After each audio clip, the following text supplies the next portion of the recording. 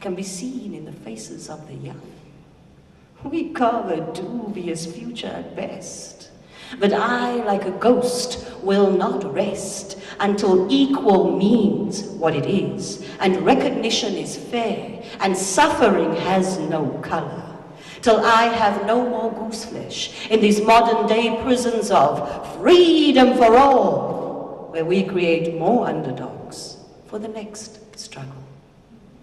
Hoekom gaat ons daar? In 'n blinddoek vasgevang, gemang deur 'n fucked up understanding of identity.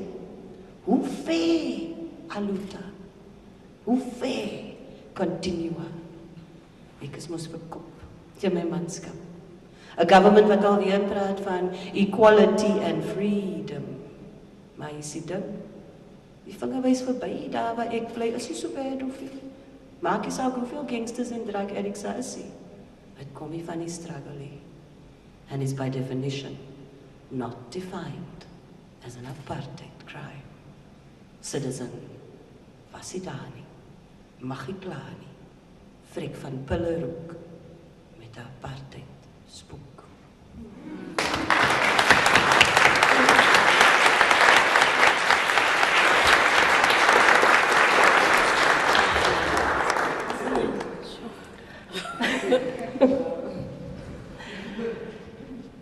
Ja, just sink in a bit. I think just feel free to jump in, but I think when I first heard that poem said by Khadija, what really struck me was my own experience of constantly feeling invisible, feeling like that glass that just gets looked through.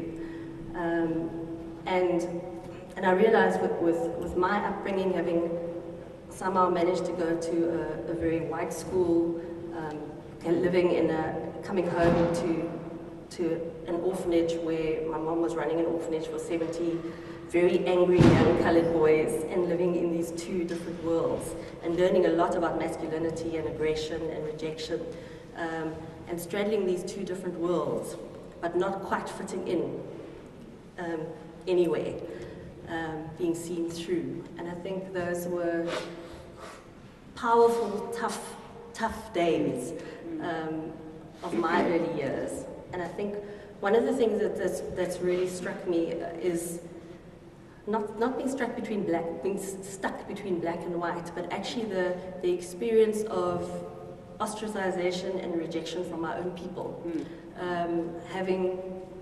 Going to this white school, growing up in Mitchell's Plain, being very, living in this children's home pretty much, but from the extended family, being referred to as a hotnot, or making comments that I'm the darkest with the curliest hair, but at the same time I'm trying to be white and I'm sturvy, and that rejection.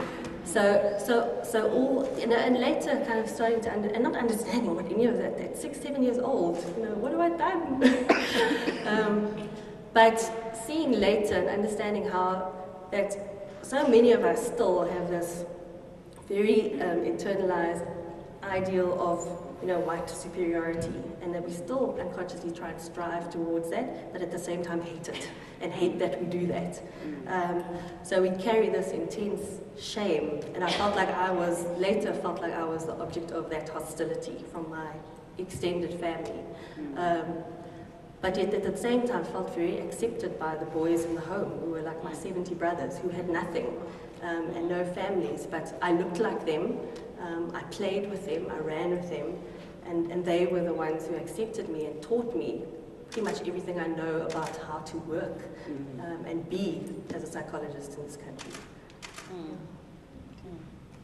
Yeah, I think, for me, growing up in Heideveldt, which is on the Cape Flats, the early part of my childhood, I first became aware that I was different. Now, I lived in this colored township, but you were talking about being ostracized by your own family. And here I want to talk about being ostracized by people who I thought were like me. And it happened like this. I remember a very tall white man used to come there with a smart car.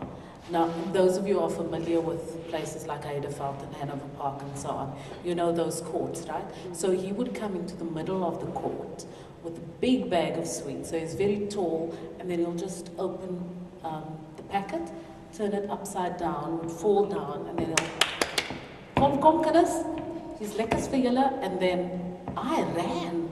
Sweets. In our house, we only got fruit, so I was very excited.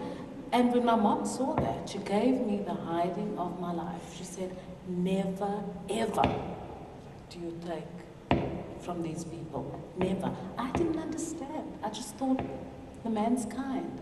But it was in the way he gave it. And so everybody else in the court, the children in the court, said to me, jou ma's lekker sturvy, daarom kan jy nie saam met ons lekkers eet nie. And I didn't understand what was going on. And neither did my mom verbalize, you know, or maybe I was too young to understand. She didn't verbalize what was going on. She just said, did I teach you to give people things like that? Isn't there a way in which you present things? You put it on a tray, for example, or you put it in a saucer or a plate or something like that. Yeah, you offer, that's right. So I then became aware that I was different to this man and his children who were sitting in the car. But I was also different in my own community because my mom taught me to be sturvy. So yeah, that's when I became aware that there's something going on here. I'm not quite sure if I fit in with it, you know. And even speaking English in I see a few nods. Speaking English in Mariana Court, Heideveld, it was a sin. I mean, jy praat Engels, hoekom praat julle Engels? Praat Afrikaans, you know. But at the same time, the neighbor would be very proud if she got visitors who were sort of higher up. Debbie, come, say hello to the auntie, you know. So I could kind of, and then I became aware that you're using this coloredness, the sturviness in certain environments or certain contexts, and then in others it wasn't acceptable. So I became aware of the difference and the concept of sturviness.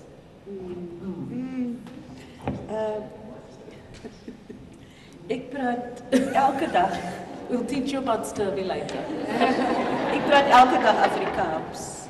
Sturvy are the colored people from the southern suburbs who speak English and who are middle class, and they behave in a very particular way. We can see that. I don't know if you can.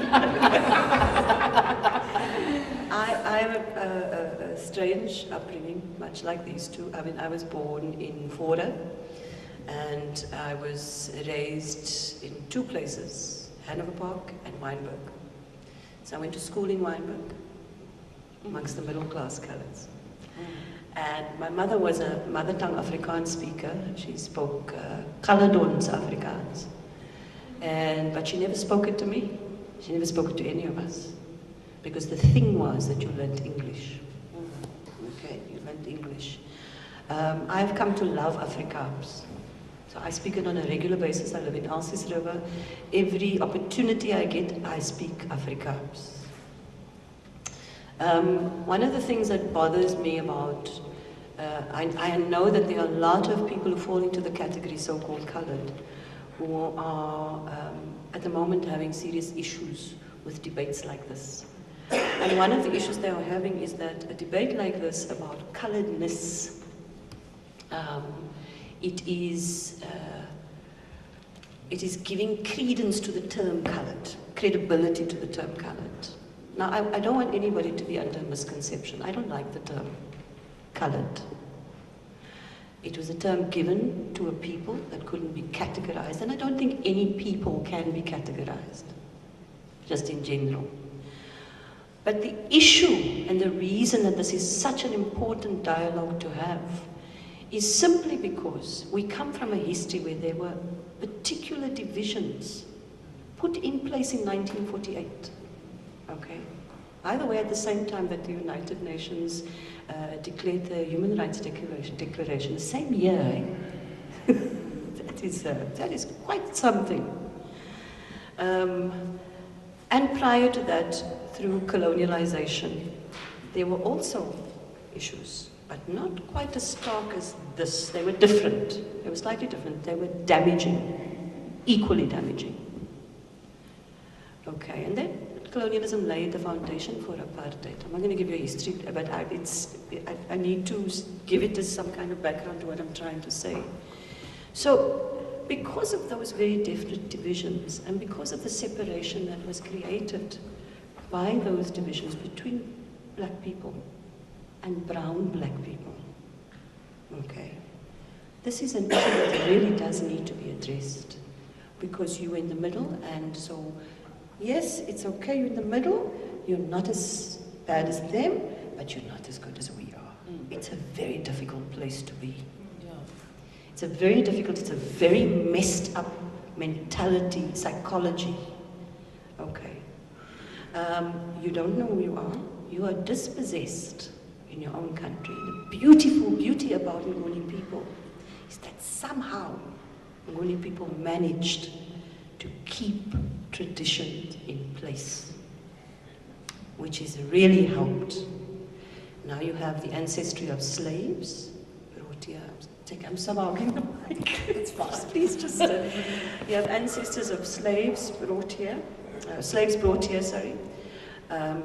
You have, and these slaves are not just from India and those places, okay? They came from Africa too, which is why xenophobia is so ridiculous. Okay, West Africa, East Africa. Then you have Bushmen, who are the indigenous people of this part of Southern Africa. The Bushmen, not the Khoi. The San are the indigenous people. The Khoi are immigrants. Okay, so you have this mengelmoes. You had all this mixing going on. And then you come and you divide people and you say, die mens is colored, maar ons verstaan nie wat gaan hier aan nie. Die een is lig van kleur, die een lyk soos 'n Indian, die een lyk soos 'n Xhosa, die een lyk soos 'n die. Okay, we call them colored. They went further. They called people Malay. People that came from different parts of that section of the world. They were not all Malay. The majority of them were Indonesian, Indian, Java. So Malay is also a construct. But that's what's happening in the colored community now, that kind of division as well. Oh, no, we're Malay. Oh, no, and then within that communities, oh, no, we're from the Arab people, not from the Malay people. That's two. I mean, this is complex shit, people. This is not your everyday run-of-the-mill kind of thing.